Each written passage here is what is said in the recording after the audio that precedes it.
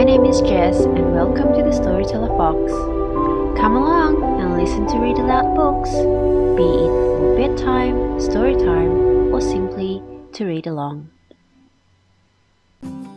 Aladdin and His Magical Lamp, retold by Katie Danis, illustrated by Paddy Mounter, read aloud by the Storyteller Fox. Aladdin and His Magical Lamp.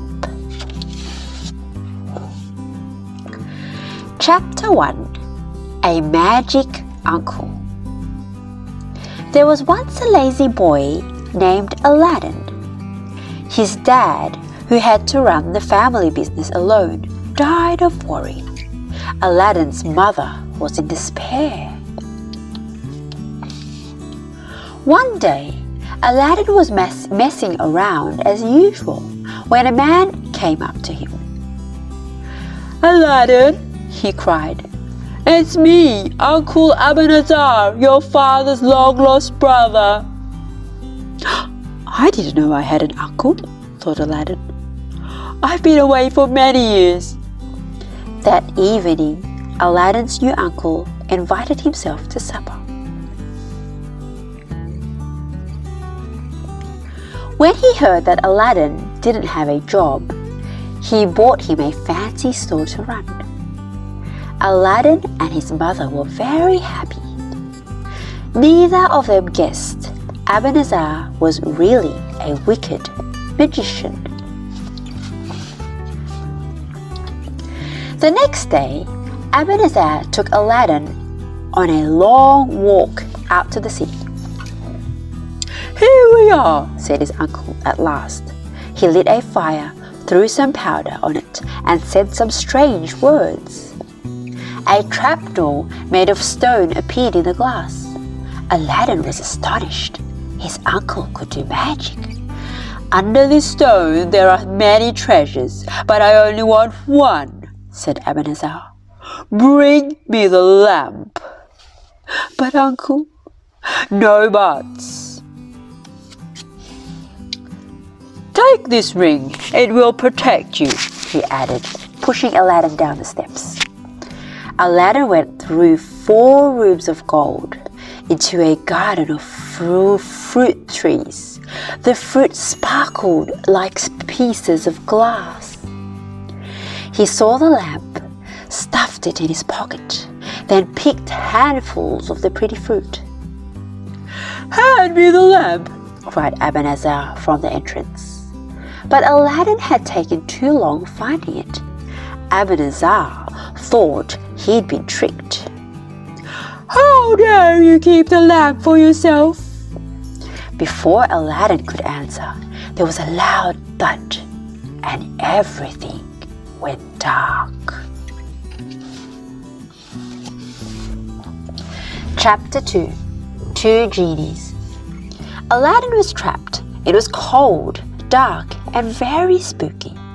He rubbed his hands to keep warm. Suddenly, a huge man rose up in front of him. "I am the genie of the ring," he boomed. "What can I do for you?" "Wow," thought Aladdin. "Get me out of here," shouted Aladdin in a flash. He found himself outside on the grass. He rushed home to tell his mother what had happened. "Ebenezer can't be my uncle. He did magic things and tried to destroy me," he cried. "You and your stories," said his mother. "Now what do you want for supper?" "I'll sell that old lamp to buy some food." She started to polish the lamp and jumped back in fright as a giant man floated in. "I am the genie of the lamp. Your wish is my command." "Do you have any food?" asked Aladdin. "I'm starving." In an instant, a huge feast appeared on silver plates. The food and wine lasted for a week. When it had gone, Aladdin sold the silver plates. Now life was easy. If Aladdin or his mother wanted food, Aladdin just rubbed the lamp and asked the genie. One day, Aladdin was at the market selling plates when he saw some sparkling jewels. "They're just like the glass fruit I picked in the cave," he thought in amazement.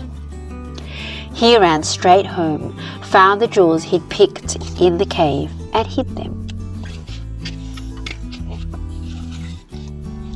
Chapter 3. The Sultan's Daughter. Early one morning, there was a command from the Sultan. "Princess Badr al-Budur will go to public baths today. Everyone must stay home." Aladdin wondered what the fuss was about. He hid at the bath so he could see the princess for himself.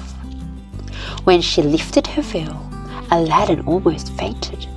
The only female face he'd seen before was his mother's, but Princess Badr was beautiful.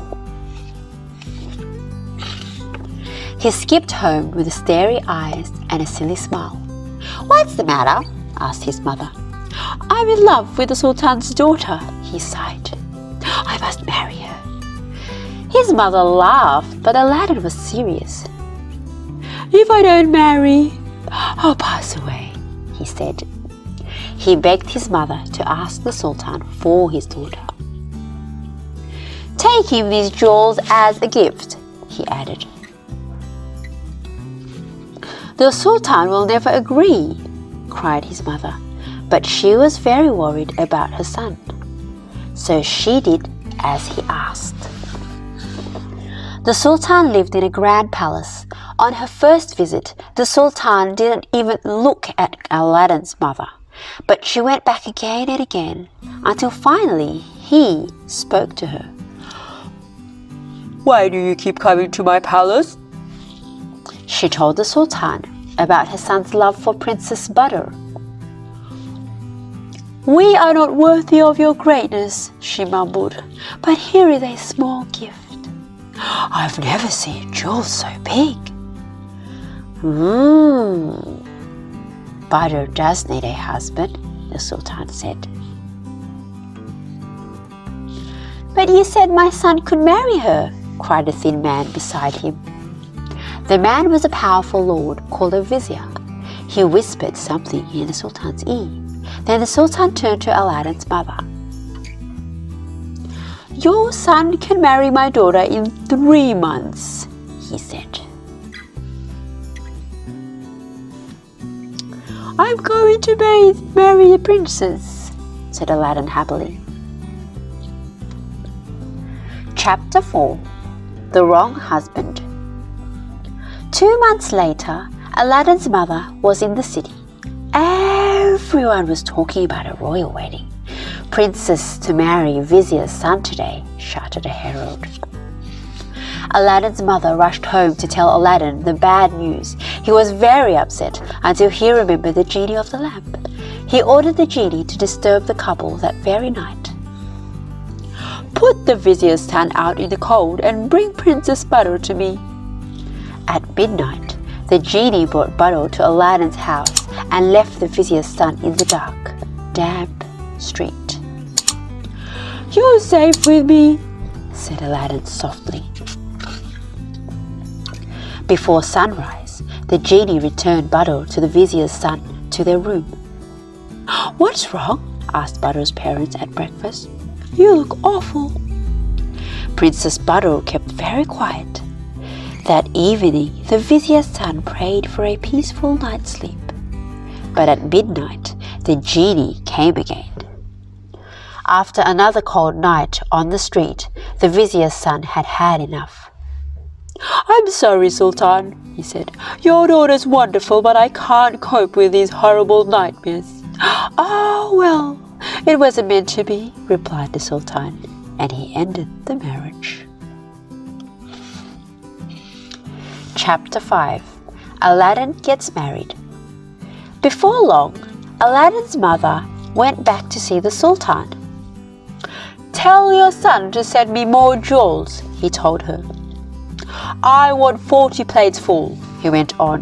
carried by 80 servants dressed in silk. Only then came Aladdin, merry Badr. The genie managed this easily. Within an hour, a long procession was on its way. The Sultan couldn't believe his eyes. "Tell your son he could marry my daughter right away," he told Aladdin's mother. But first, Aladdin wanted a home for Badr. He described his perfect palace to the genie, and the genie built it overnight, with marble floors, jewels in the walls. Aladdin rode to the Sultan's palace, dressed in his finest clothes. The wedding day began with music and dancing, and finished with feasting and fireworks.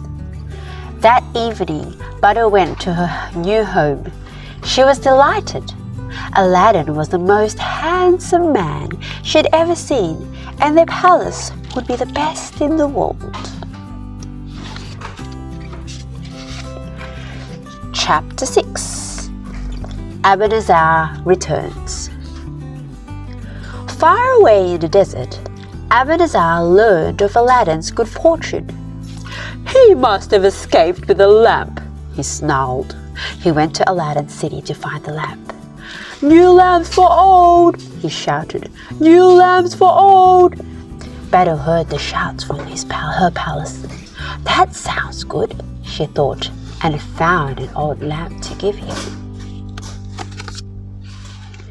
Ebenezer ran to a quiet corner and rubbed the lamp.